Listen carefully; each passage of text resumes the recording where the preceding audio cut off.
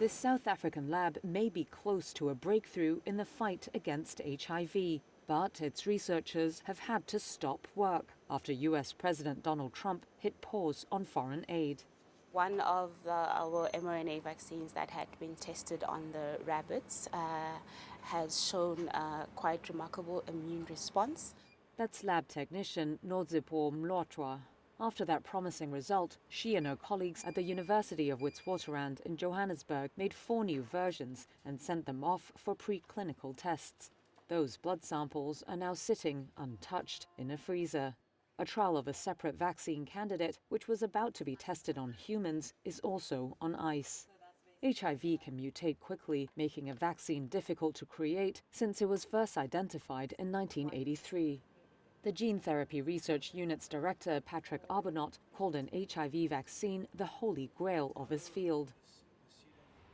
The trials are part of a wider South African-led HIV vaccine development scheme known as Brilliant.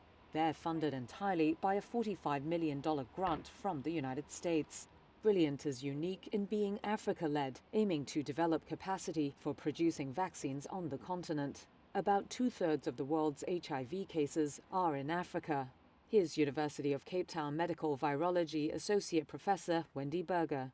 The only thing that is going to make a huge impact in preventing new HIV infections is an HIV vaccine that will provide lifelong protection to people. So the work that we're doing goes a long way towards developing an HIV vaccine for our people on our continent. Trump in January ordered a 90-day halt on all foreign aid programs to see if they align with his America First foreign policy. Separately, he's also moved to cut all funding to South Africa to oppose its land reform policy and its genocide case against US ally Israel. That's thrown the country's vaccine researchers into disarray. With some of the most groundbreaking studies coming from South Africa, they say the pause spells bad news for the world.